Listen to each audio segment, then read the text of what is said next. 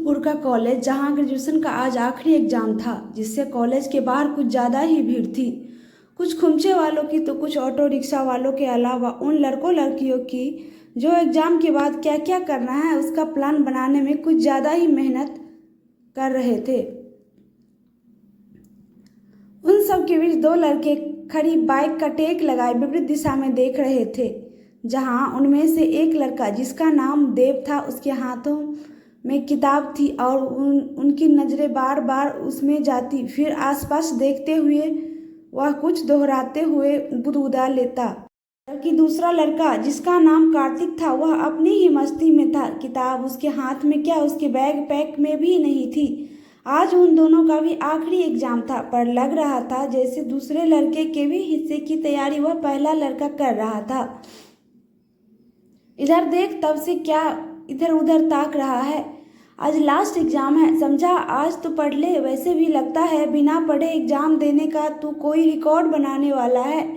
देव उसे गुड़की देता है, पर तब भी उसकी नज़र इधर उधर डोलना बंद नहीं करती, बल्कि वह देव की तरफ बिन देखे ही उस जगह से देखने को कहता है जहां बहुत देर से वह ताक रहा था। देव तो देव, आज रिया ने कितनी प्यारी ड्रेस पहन रखी है। हाँ, तो क्या तू उससे उसकी ड्रेस उधार लेकर पहनने वाला है? अभी क्यों रोमांस की धज्जियां उड़ा रहा है?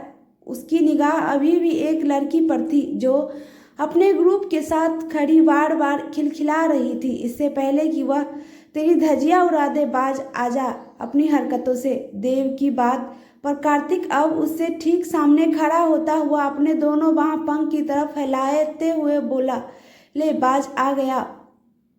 उसे पक्षी की तरह पंख फैलाते देख देव उसे घूरते हुए देखता, फिर से किताब खोल देता है। इस पर कार्तिक देव के कंधे पर अपना बाजू फैलाते हुए बोलता है, देख देव, इन 3 सालों में तूने तो किसी लड़की की ओर नज़र उठाकर भी न देखा और मैंने तेरे से कोई पटी नहीं, तो कम से कम यार कॉलेज के लास्ट दिन तो एक लास्ट चांस लेना तो बनता है ना।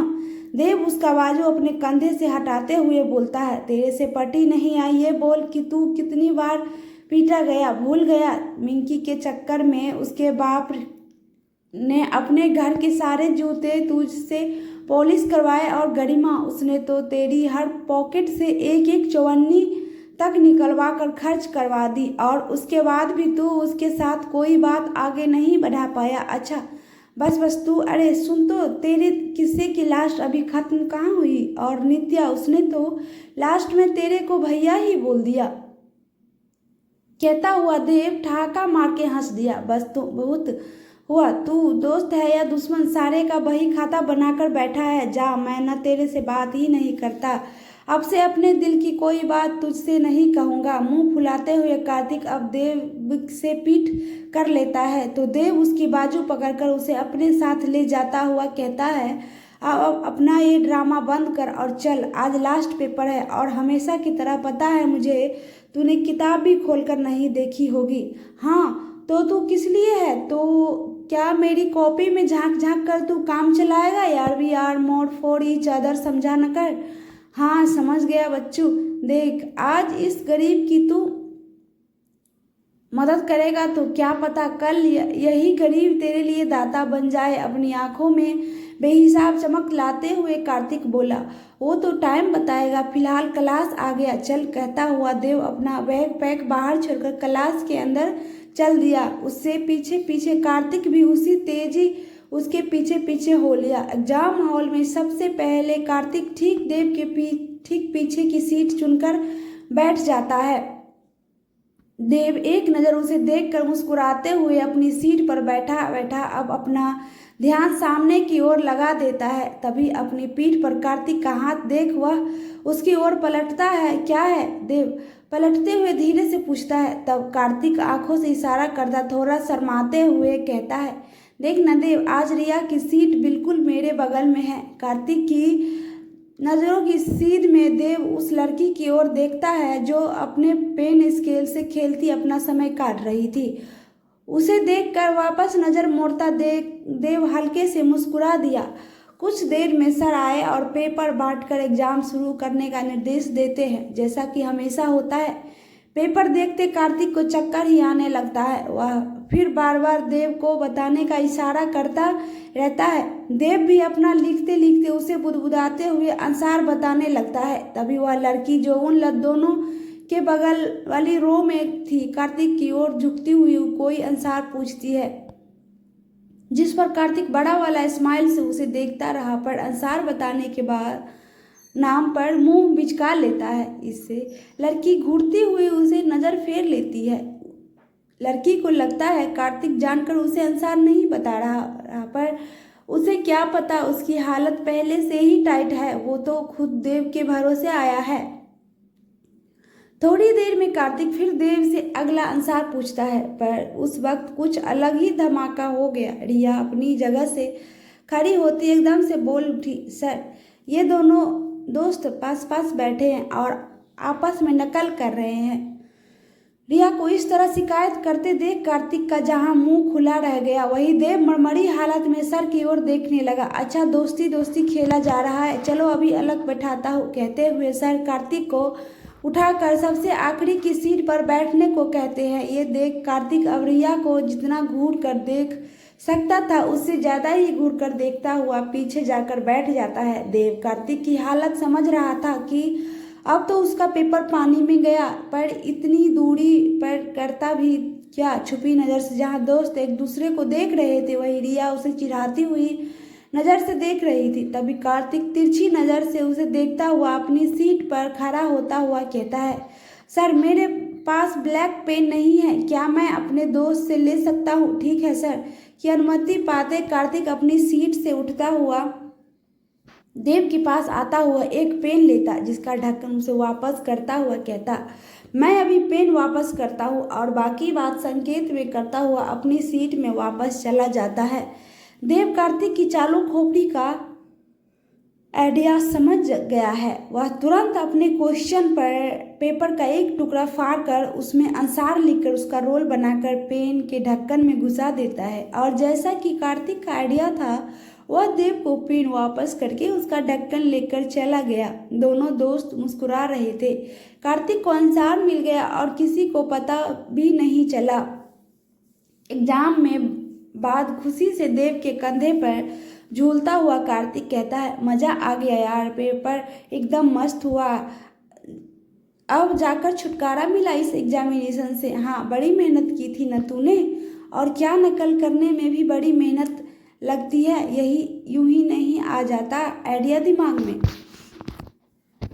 हाँ, घुड़पेची में तेरा दिमाग घोड़े से भी तेज भागता है। वैसे तेरी मोहब्बत ने तेरी क्लास अच्छी लगाई। बस देव, अब तू चिढ़ा मत, मैं ना उस रिया से के प्यार में डूब रहा था और उसने मुझे ही डुबाने का इंतजाम कर दिया। अब से पक्का वाला प्रॉमिस, कोई लड़की की तरफ नहीं देखूंगा, बल्कि अपन दोनों वादा करते हैं हमारी दोस्ती की काफ़ी है हमारे लिए, और हम अपनी इस दोस्ती के बीच किसी लड़की को आने नहीं देंगे। कहते हुए दोनों दोस्त हवा में एक दूसरे से हाथ मिलाते हुए एक दूसरे के कंधे पर हाथ फैलाते हुए आगे बढ़ जाते हैं। देव उठना तो चाहता था, पर मौसम की हल्की खुमारी उसे बिस्तर से चिपकाए रखे थी, जिससे वह चादर ताने सुबह के 9 बजे भी अपनी अच्छी सी नींद में सो रहा था। उसे पता था कि जब तक वह खुद नहीं उठेगा तब तक कोई उसे परेशान करने भी नहीं आएगा। यूं तो रोजाना उसकी सुबह 10-11 से पहले कभी नहीं हुई, और रात तब तक नहीं होती जब तक मोबाइल को देखते देखते उसकी आंखें नहीं झुक जाती। मौसम भी अब कुछ यहाँ गुनगुना हो उठा था। लगातार 3 दिन की बारिश के बाद की धूप भी कुछ बुरी नहीं लग रही थी। रुद्रपुर जैसा इलाका पहाड़ी जद में होने पर भी शहरी आपाधापी से बिलग नहीं था। मौसम की तलखी में नमी खुली हुई थी, जिससे उसे और देर बिस्तर में यूं ही पड़े रहने का मन हो रहा था, पर तभी तकिया के कोने से झलकता मोबाइल फिर आवाज के बार बार चमक रहा था। देव रात से फोन स्माइल में डालकर ही सोता, शायद किसी का कॉल था। वह कुनमुनाते हुए लेटे लेटे ही मोबाइल कान के नीचे लगा लेता है। दूसरी ओर कार्तिक था, जो बेहद गुस्से में घने बादल सा फटता हुआ उस पर बरस रहा था, और इधर देव अपनी चिरपरिचित लापरवाही भरी आवाज बस हाँ आता हूँ कहकर फोन काट देता है। अब आखिर वह खुद को बिस्तर से जबरन खींचते हुए बाथरूम की ओर बढ़ जाता है और मुंह हाथ धोकर 5 मिनट में ही बाथरूम से निकलते उंगलियों से बाल सेट करते हुए पिछली रात को बेपरवाही से छोड़ी गई टी शर्ट उठाते कमरे से बाहर निकल आता है। रोजाना की तरह घर में शांति छाई थी। घड़ी की ओर निगाह डालते हुए वह आवाज लगाता है, किशोर। आवाज लगाते ही एक किशोर उम्र का लड़का लगभग भागते हुए उसके सामने खड़ा होता हुआ मौन ही उसकी अगली प्रतिक्रिया का इंतजार करता है। माँ कहा है क्या मंदिर चली गई? और पापा? आज कुछ ज़्यादा ही शांति है। खड़े खड़े टी शर्ट पहनते हुए वह पूछता है, भैया अम्मा जी तो मंदिर चली गई, बाबूजी भी तभी ही दुकान को निकल गए, आज दीदी भी सवेरे से निकल गई, घर पर कोई नहीं है। उसकी बात सुन देव मन में ही चलचित्र बनाता। माँ पापा को साथ में जाना देखता, छोटी बहन जो अभी अभी कॉलेज जाना शुरू की थी के बारे में दोनों क्षण सोचता हुआ किशोर की ओर गौर से देखता है जो देव की अगली प्रतिक्रिया का भी इंतजार कर रहा था। मैं बाहर जा रहा हूँ, बता देना। जी भैया। किशोर कुछ पल तक वहीं खड़ा देव को बाहर निकलता हुआ देखता रहा। अगले ही क्षण बाइक आवाज सुन वह वापस अपने काम की ओर मुड़ जाता है। देव जिसके पिता की नई बाजार में फास्ट फूड का एक प्रसिद्ध कॉर्नर में था, इसीलिए बाजार में अच्छा खासा प्रचलित भी था, इसलिए घर पर किसी भी तरह की कोई कमी नहीं थी, जिसका सीधा असर देव की जिंदगी पर था। और कॉलेज की पढ़ाई खत्म करने के बाद अगले कुछ दिनों में भी वह ये तय नहीं कर पाया था कि उसे अपनी जिंदगी में करना क्या है। यही कारण था कि उसका हर अगला पल आलस में पड़े सोने या दोस्त कार्तिक संग घूमने में बिताता था। पिता को भी कोई चिंता नहीं थी, पता था कि बेटा कितना भी पढ़ ले आखिर संभालने तो उसे दुकान ही है, करने दो कुछ और दिन मस्ती भरी पॉकेट के साथ देव एक लापरवाही भरी बिन मकसद की जिंदगी जी रहा था। बाइक के झटके से रुकने से निकली चिर की आवाज के साथ कार्तिक मुड़कर पीछे देखता। देव ठीक उसकी मोबाइल की दुकान के सामने खड़ा, फिर से आतन उसकी उंगलियों से बाल ठीक कर रहा था। अपने कितनी देर से इंतजार कर रहा हूँ और तू गधे बेचकर सो रहा था। कार्तिक उसे देखते अपने भाई को दुकान सौंपता झट से बाहर निकल आता है। देव भी उसी अंदाज में जवाब देता है, तुझे कब बेचा मैंने? और बकवास सुनाने मेरी नींद खराब की थी तूने। चल बैठ। हमेशा की तरह तफरी करने दोनों निकल पड़े। रुद्रपुर की गली गली उनकी तफरी की गवाह थी। बेवजह दिन काट लेने के बाद दोनों साथ में देव के पिता की दुकान पर जा पहुंचे, जहां जी भरकर फास्ट फूड गटकते। फिर अब और कहाँ जाना है, कुछ देर वहीं बैठे बैठे सोचते। देव ये लो उसके पिता जो कई गुना फैले शरीर के थे, उन दोनों के बीच आकर खड़े होते, अपने हाथ में पकड़ी प्लेट उसके बीच में रखते हुए कहते, जलेबी खाओ जलेबी। दोनों हैरान नजरों से अब उसकी तरफ देखते हुए पूछते, ये कब से बनाने लगे आप? अरे बगल के 4 दुकान छोड़ हलवाई की नई दुकान खुली है, वहीं से आई है, खाओ खाओ। कहते हुए खुद उस प्लेट से जलेबी का एक बड़ा टुकड़ा उठाते हुए उनके बीच से चले जाते हैं। अबे तू खा, इतना अच्छा बर्गर खाकर अपना मुंह को टेस्ट खराब नहीं करना। कार्तिक प्लेट देख की तरफ सरकाते हुए थोड़ी दबी आवाज में कहता है, तो मुझे कौन सा तेरी सगाई की जलेबी खाने का शौक है? क्या हुआ, पसंद नहीं आई? दोनों अभी कुछ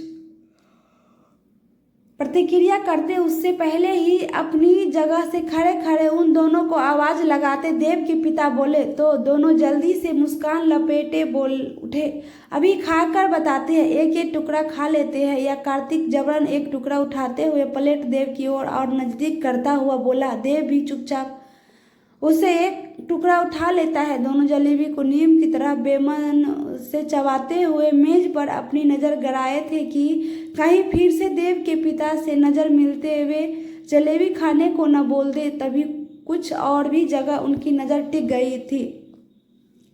देव जल्दी से जलेबी प्लेट में सरकाकर उसके नीचे रखा कागज उठाकर पढ़ रहा था। कार्तिक की नज़र भी उसी पर टिकी थी। मोटे मोटे अक्षर से लिखा हुआ वे दोनों साथ में पढ़ रहे थे। मेरे शरीर का पोर पोर दुख रहा है, आज तो अपने पैर पर सीधी भी खड़ी नहीं हो पा रही, उंगलियां बुरी तरह से चटक रही है, फिर भी मैं जीना चाहती हूँ। अपनी बंद हो रही आंखों के सपने को टूटने से बचाना चाहती हूँ, मुझे मदद चाहिए। कागज पढ़ते हुए दोनों के चेहरे भाव बदल गए थे। वे अब अनिमिक एक दूसरे को देखने लगे। देव के चेहरे पर प्रश्नात्मक भाव उतर आए थे। वह हैरान नजरों से अभी भी उस कागज के टुकड़े को पकड़े लगातार देख रहा था। ये किसने लिखा होगा और कौन मुसीबत में है? भाई छोड़ ना, एक कागज का टुकड़ा ही तो है, कहता हुआ कार्तिक देव के हाथों के बीच से उस कागज को लेता मोड़कर उसी टेबल पर छोड़ देता है। अब चल जल्दी, नहीं तो जलेबी के साथ अंकल मिठाई भी खिलाने लगेंगे। कार्तिक देव का कंधा पकड़े जबरन उसे अपने साथ खींचता हुआ बाहर की ओर ले जाने लगता है, पर देव की नजरें अभी भी उसी कागज के टुकड़े की ओर मुड़ी हुई थी। दोनों को साथ में बाहर निकलते देख देव के पिता उसे काउंटर के पास ही रोक लेते हैं और फिर आदतन गले से 2-4 नोट निकालकर उसकी पॉकेट के सुपुर्द करते हुए कहते हैं, बाइक संभाल कर चलाना और शाम को जल्दी घर आ जाना। देव भी आदतन हाँ में सिर हिलाता बाहर की ओर निकल जाता है। देव के बाइक पर बैठते कार्तिक भी उसके पीछे लगता तुरंत ही वहां से निकल जाता है। ये उनकी रोजाना की दिनचर्या से कुछ अलग दिन नहीं था। जब दोनों शहर से तफरी करते हुए हमेशा की तरह लेक पैराडाइज पर जाकर कुछ पल रुकते, वहीं बैठे अपना समय पार करते रहते, फिर लौटते में कार्तिक को उसकी दुकान तक छोड़ने के लिए देव बाइक स्टार्ट कर लेता। पीछे बैठते हुए कार्तिक कहता है, भाई आज दुकान नहीं, मन्नू के रेस्टोरेंट के पास छोड़ना। क्यों, वे कोई लड़की वड़की मिल गई क्या? देव हौले से पीछे बाल झटकते हुए मुस्कुराए। अबे मन्नू के रेस्टोरेंट के बगल में सामान उठाने जाना है, समझा? कार्तिक देव के कंधे पकड़े उसकी ओर उचकता हुआ बोलता रहा, और मेरी चिंता मत कर, तू मुझे लड़की मिलनी होगी तो मिल जाएगी, तू अपना देख, तेरा तो कभी पसंद करने वाला खाता भी नहीं खुला। कहकर हमेशा की तरह चिढ़ाते हुए कार्तिक हंस देता है। देव भी उसे मजा चखाने बाइक किसी गड्ढे से तेजी से निकालता है, जिससे असावधान बैठा कार्तिक लगभग गिरते गिरते बचता है, जिस पर देव की कसकर हंसी से वह और भी चीट जाता है। फिर उसके गंतव्य पर उसे उतारते हुए कहता है, चल कल मिलते हैं अपनी टपरी पर, नहीं मिलना तुझसे, तू मेरी जान ले ले किसी दिन, कहता कार्तिक बच्चों सा उठता हुआ बिना पीछे मुड़ते हुए। वह देव की बाइक की आवाज़ के साथ उसकी हंसी की आवाज़ भी सुनता आगे बढ़ जाता है। घर वापस आते हमेशा की तरह मुख्य कमरे में माँ कोई धार्मिक किताब पकड़े पढ़ रही थी और छोटी बहन सोफे पर पसरी रिमोट से टीवी पर इधर उधर घूम रही थी। आते ही देव उसके हाथ से रिमोट लेता जबरन उसे सरका कर बैठ जाता, जिससे वह मुंह बनाती हुई पहले सरक कर बैठती और फिर उसके संस्कार चैनल लगाते उठकर ही चली जाती। माँ किताब से नज़र उठाकर चुपचाप ये नज़ारा देखकर हौले से मुस्कुरा दी। असल में देव को टीवी पर कुछ देखना ही नहीं था। वह चैनल लगाए खुद सोफे पर पसर जाता है। भैया पानी, आवाज़ से देव का ध्यान किशोर की ओर जाता है, जो उसके बगल की मेज पर पानी का गिलास रख रहा था। किशोर बेटा, आज शाम महाराजिन से मेरे लिए दलिया बनवा लेना, बाकी सबके लिए खाना बनवा लेना। जी किशोर हाँ में सर हिलाता निकल जाता है। क्यों माँ, आपकी तबीयत तो ठीक है ना? देव अब उठकर माँ के पास आकर पूछता हुआ बैठता है। माँ भी किताब के बीच उंगली दबाए मुस्कुरा कर उसकी ओर देखती हुई कहती है, बिल्कुल ठीक हूँ, बस यूं ही आज सादा खाना खाने का मन हो आया तो ठीक है। संतोष की सांस छोड़ता अब वह माँ की गोद पर सर रखे लेट जाता है। माँ अब किताब बगल के रखती उसके बालों में उंगलियों फेरती हुई पूछती है, अच्छा आज का दिन कैसा रहा? कैसा क्या, जैसा हमेशा रहता है वैसा ही।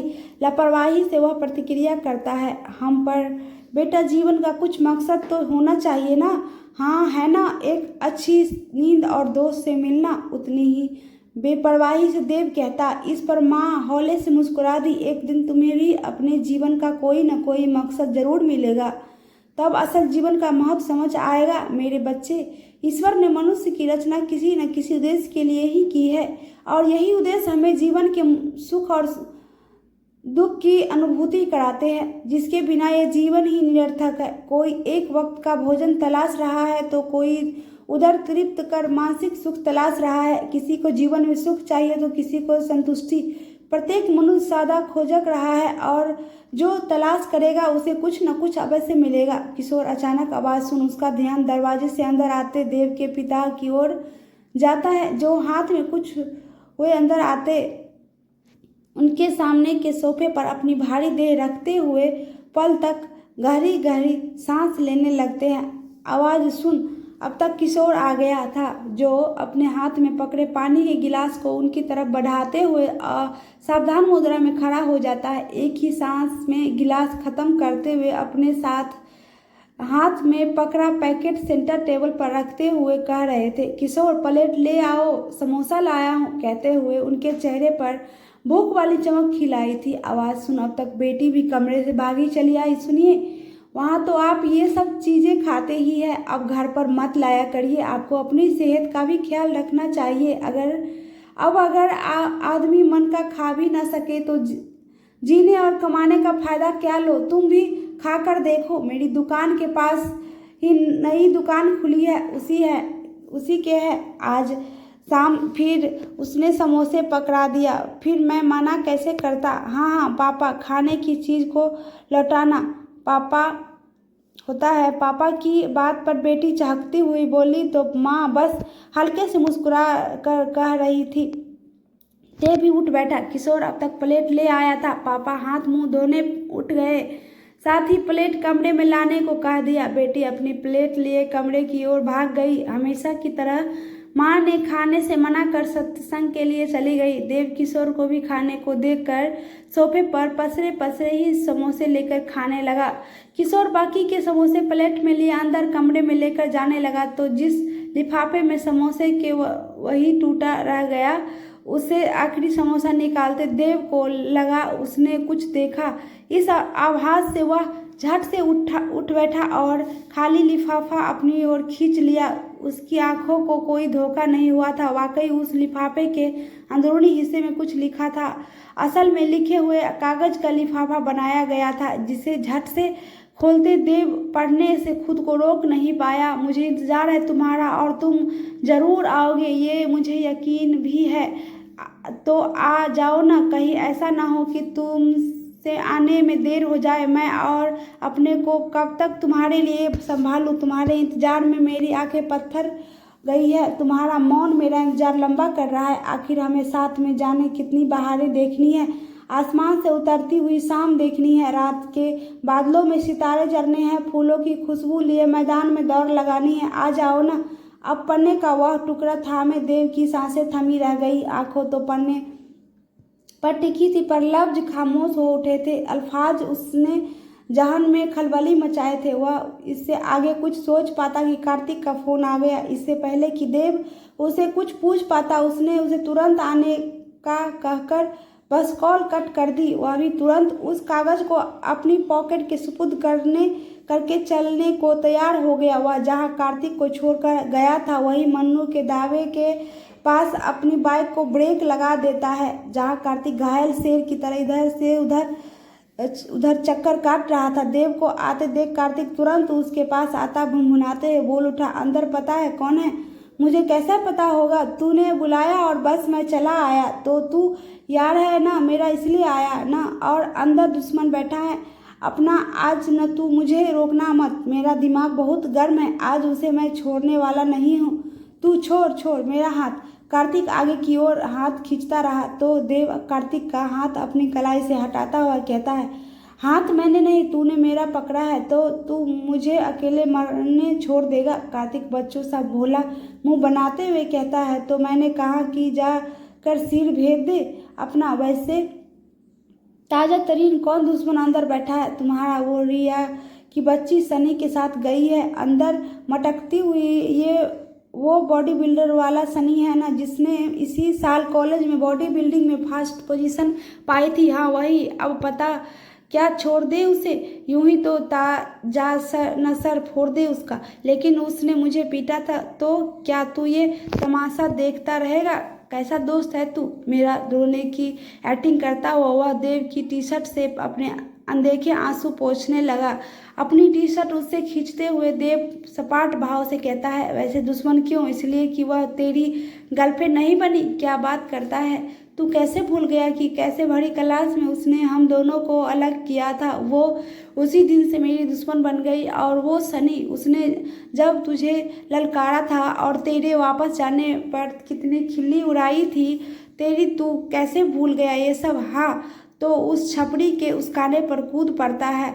मैं इतना ही पागल भी नहीं हूँ। तो क्या आज जाने देगा उसे? यार फालतू का क्यों टांग अड़ाना रिया, नहीं तो कोई जिया मिल जाएगी तुझे।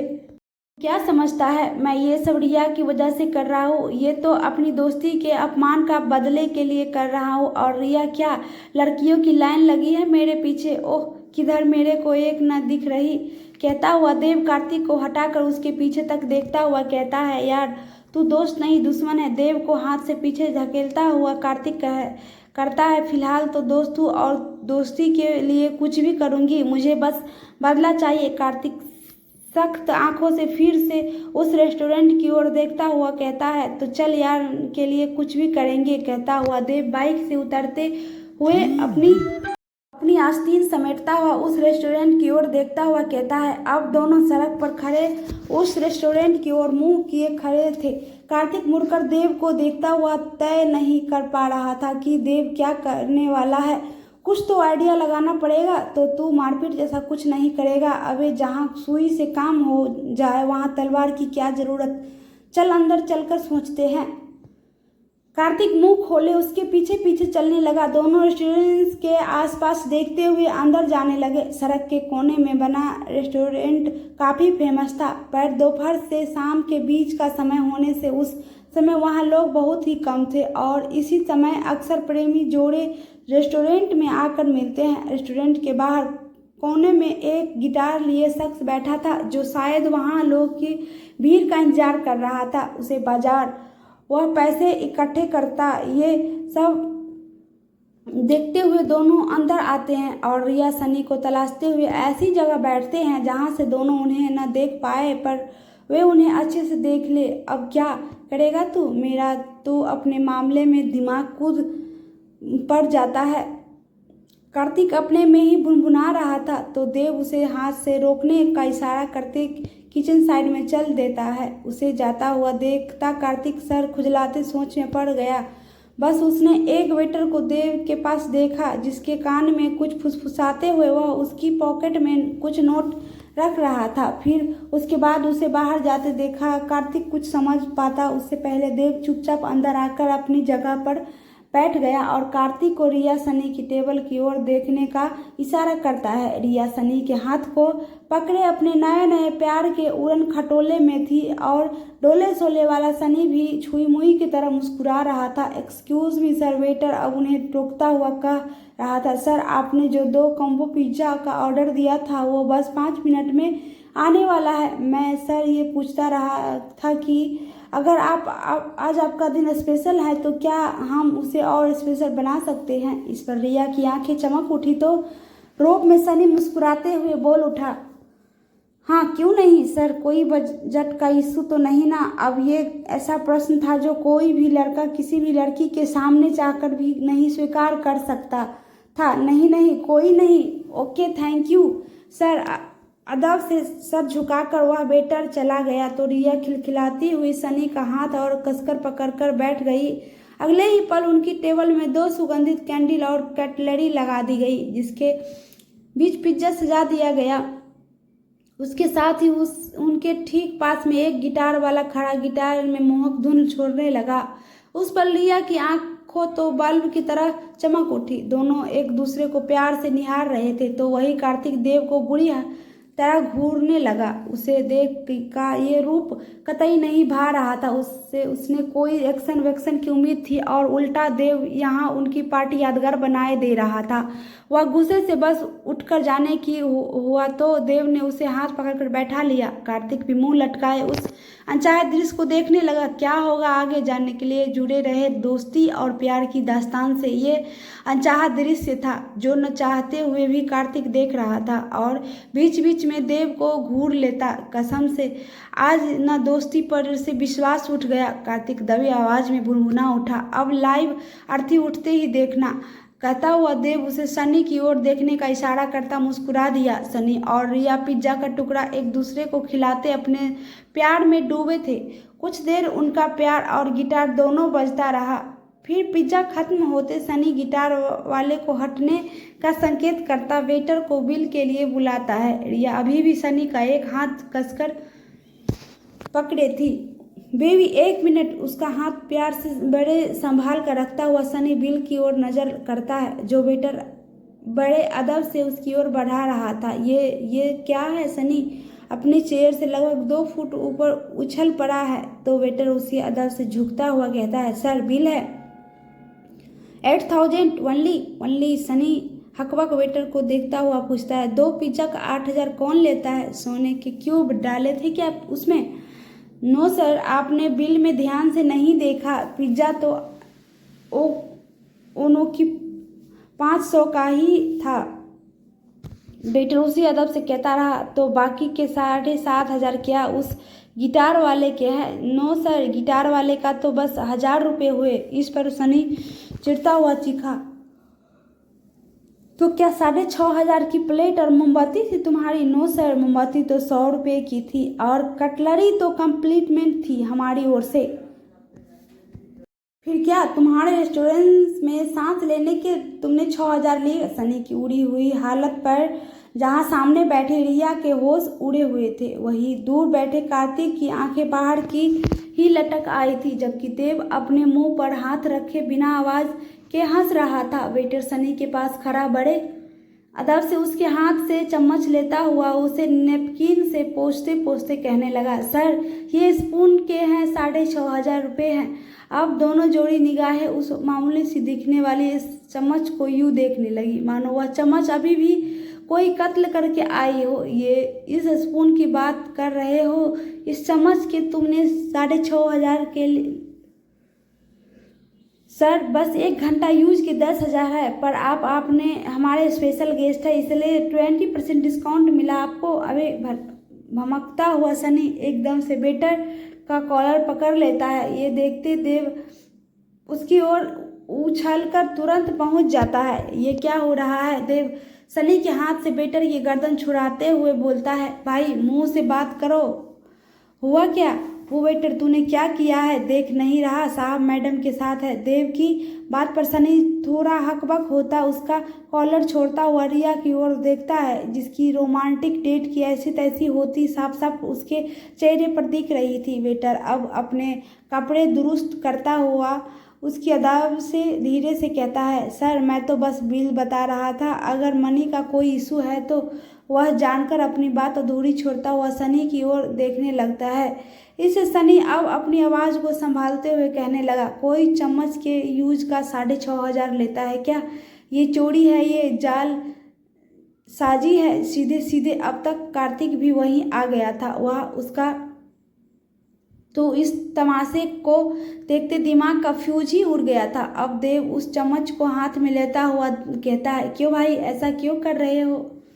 तुम्हें पता नहीं ये हमारे कॉलेज की शान है, आन है और तुम इन्हीं को चूना लगा रहे हो? वेटर जल्दी से कहने लगा, नो सर, मैं ये कैसे कर सकता हूँ, बल्कि ये तो हमारे वैल्यूबल कस्टमर है इसलिए मैंने इनकी स्पेशल शाम के लिए इनसे पहले पूछ लिया था, तब सारे अरेंजमेंट किए। इस पर सनी भड़कते हुए कहता, अच्छा स्पेशल शाम के नाम पर ये चम्मच यूज का कौन लेता है 6,500? हाँ भाई, इस चम्मच में क्या खास है?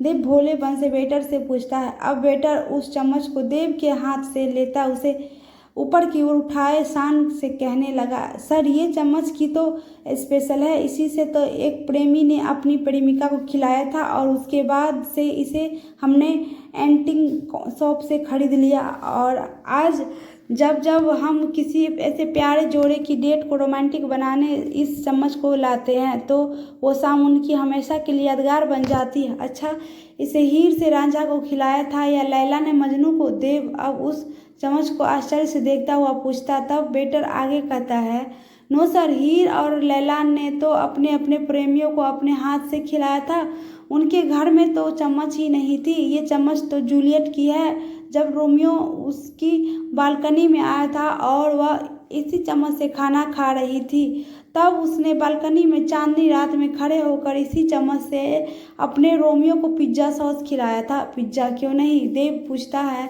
क्योंकि सर उस समय पिज्ज़ा का इन्वेंशन नहीं हुआ था ना, इसलिए सच्ची। तब तो सच में ये शानदार चम्मच है, इसे देखकर तो मेरी आंखों में पानी आ गया, कहता हुआ देव बिन पानी की आंखों को पोंछता हुआ कहता है। काश मेरी भी कोई प्रेमिका होती तो आज मैं भी उसे आधे घंटे की सही इससे समोसे की चटनी खिलाता। देव भी अब उस चम्मच को अजीमे शान की तरह देख रहा था। ये सारा ड्रामा देखते सनी की तो हालत खराब हुई जा रही थी। एक तरफ रिया तब से उसे घूर रही थी तो दूसरी ओर देव और वेटर उस चम्मच पर कसीदे पड़ रहे थे।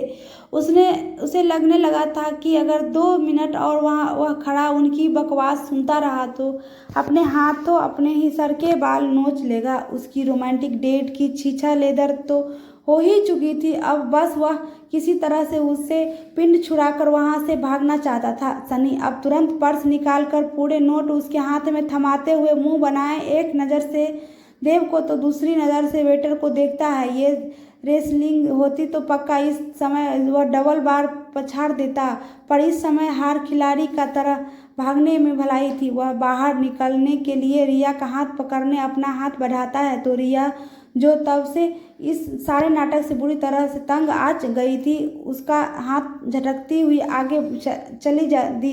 दोस्त सनी दोबारा रिया के पीछे पीछे भागता हुआ चले दिया।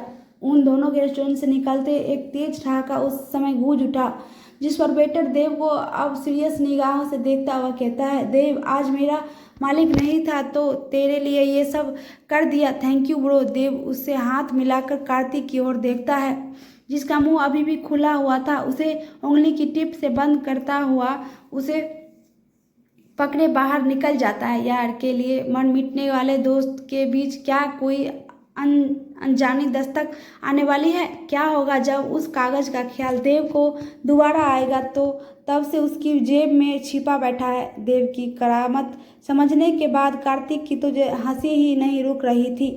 वह देव को पकड़कर उसे कंधे पर लदाता हुआ बोलता है, आज तो तूने परमाणु चला दिया। बस फिर कुछ याद करते हुए आगे कहता है, अच्छा चल अपन भाई मिलकर समोसा खाते हैं, वो भी लैला मजनू स्टाइल वाली चटनी के साथ, कहता हुआ कार्तिक फिर हंस पड़ा। तो चल, कहता हुआ देव तुरंत चाबी अपनी पॉकेट से निकालते हुए आगे बढ़ने वाला था कि वही कागज चाबी के साथ बाहर आ गया, जिससे लिखे शब्दों ने उनके मन में अजनबी एहसास की दस्तक दे दिया था। देव कार्तिक के सामने बैठा था और उसके हाथ में अब वह लिफाफे का वही टुकड़ा था जिसे पढ़ने के बाद से वह उस तंद्रा से बाहर नहीं निकल पाया था। देव लगभग झकझोरते हुए कार्तिक देव को उसी तंद्रा से वापस खींचता है। हाँ, देव बुरी तरह से चौंक गया था। क्या सोचने लग गए तुम? बस एक कागज के टुकड़े को लेकर तुम इतना सीरियस हो गए? देव हैरान नजरों से कार्तिक की ओर देखता रहा।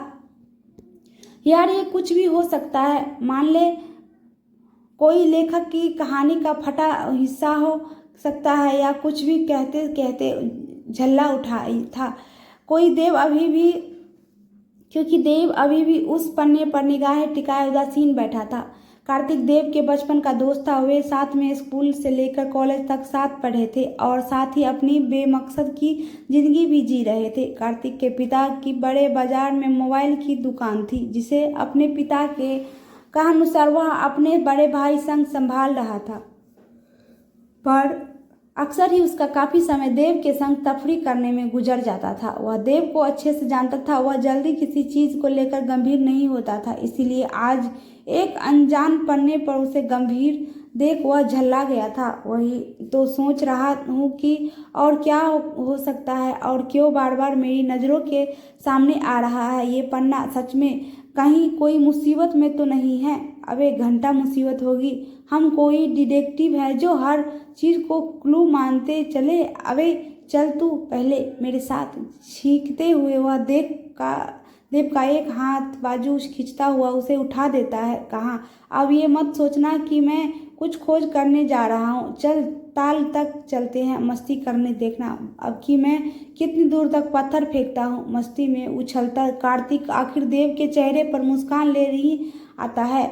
अब दोनों साथ में तफरी कर रात के 8 बजे तक अपनी अपनी दुकान तक लौट आते हैं, जहाँ देव के पिता उनका नूडल के साथ अवगत करते हैं तो वही कार्तिक के पिता उसे दुकान से ही चप्पल फेंककर दूर से ही भगा देते हैं। ये उसके पिता का बिन शब्द के कार्तिक के नाम सम्मान जारी करने का तरीका था। इसका मतलब था कि 2-4 दिन दुकान के आसपास भी नज़र मत आना। उनका गैर जिम्मेदार होना उनके घर में अलग अलग तरीके से लिया जाता है। खैर, कार्तिक को इससे कोई फर्क भी नहीं पड़ता। घर पहुंचकर भाभी जान खाना ले आएगी और माँ पिता और भाई से बचा लेगी और सुबह होते वह फिर देव के साथ निकल पड़ेगा। हमेशा की तरह हमारी चिंताएं झटक कर आराम से उठकर टपरी के लिए कार्तिक देव के साथ सुबह सुबह निकल पड़ा था। आज वह इतनी सुबह निकला था कि देव के पिता की दुकान तक नहीं खुली थी और कार्तिक को भूख लगने से अब वह उसके लिए अपनी दुकान के साथ वाली दुकान से खस्ता ले रहा था। खस्ता लेते उस अज्ञात कागज का ख्याल भी उसके मस्तिष्क में जीवंत था, बल्कि उसे बाद में एहसास हुआ कि कहीं उसका मन जानबूझकर तो उसे यहाँ नहीं खींच लाया। वह दुकानदार देव को पहचानता था, इसलिए उसे आराम से बैठने को कहकर खस्ता खुद ही पैक करने लगा। देव भी बात करता करता उसके पास चला आया। उसने देखा वह किसी कॉपी से बड़ी बेरहमी से पन्ना खींचकर निकालते आलू मसाला रखे दोनों को उससे ढक रहे थे। देव जानकर उस कॉपी को देखने अपनी ओर उसे खींच लेता है। वह खस्ता पैक कर चुके थे तो उसे उस कॉपी का देव द्वारा लेना बिल्कुल न खला। देव खस्ता लेकर जानकर एक बड़ा नोट उसकी ओर बढ़ा देता है। उसे पता था कि सुबह सुबह उसके पास चेंज नहीं मिलेगा जिससे वह तब तक कुछ खोजबीन कर पाए। वाकई हुआ भी यही, नोट लेना उसकी मजबूरी हो गई। कोई और होता तो बहस करता हुआ बड़ा नोट उसे लौटा देता। जब तक वह दुकानदार चेंज लेने गया, देव कॉपी की खोलकर देखने लगा। बेहतरीन से फाड़े गए पन्ने के कारण कॉपी का हर पन्ना ढीला हो स्वतंत्र हो गया था। वह उसके पन्ने अलट पलट कर देखने लगा। उसे खुद ही पता था कि उसकी निगाह को क्या तलाश है और क्या हासिल होगा उसे, पर सच में उसकी नज़रों के सामने लिखे 2-3 पन्ने आ गए, जिसे चुपके से फाड़कर अपनी जेब के सुपुर्द कर देता है।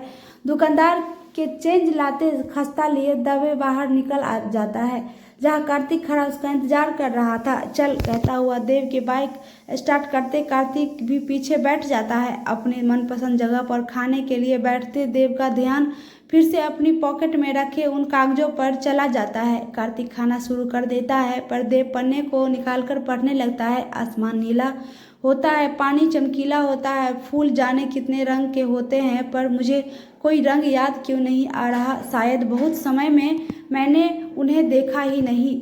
मैं रोज एक खत लिखती हूँ और तुम्हारे जवाब का इंतजार करती हूँ कि एक वो दिन आए जब मैं तुम्हारे साथ खुले आसमान के नीचे मखमली घास पर तुम्हारी बाहों से सो जाऊँ। बहुत गहरी नींद वह अगला पन्ना पड़ता है।